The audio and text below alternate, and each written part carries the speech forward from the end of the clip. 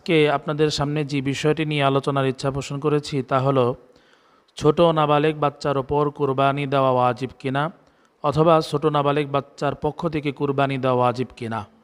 এখানে দুইটি বিষয়। একটি হলো ছোট নাবালেগ বাচ্চা হয়তো নেশাব পরিমাণের মালের মালিক হবে অথবা নেশাব পরিমাণের মালের মালিক হবে না।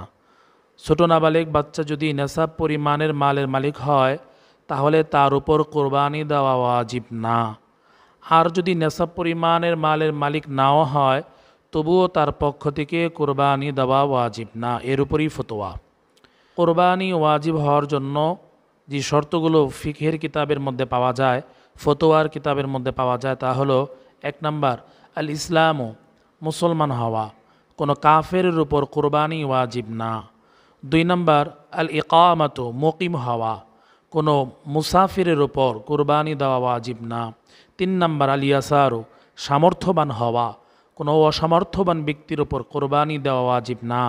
4 নাম্বার আল হুররিয়াতো, স্বাধীন ব্যক্তি হওয়া, কোনো গোলামের উপর, দাস দাসের উপর কোরবানি দেওয়া ওয়াজিব না। ইমাম মুহাম্মদ রহমতুল্লাহ আলের মতে কোরবানি ওয়াজিব হওয়ার জন্য 5ম নম্বর যে শর্ত তা হলো আল আকলু ওয়াল বুলুগ, আকেল বালেগ হওয়া। অতএব কোনো নাবালেগ বাচ্চার ওপর কোরবানি দেওয়া ওয়াজিব না এবং তার পক্ষ থেকেও কোরবানি দেওয়া ওয়াজিব না। আল্লাহ আমাদেরকে সঠিক বুঝ দান করুক, আমিন। আসসালামু আলাইকুম ওয়া রাহমাতুল্লাহ। চ্যানেলটি সাবস্ক্রাইব করে আমাদের সঙ্গেই থাকুন।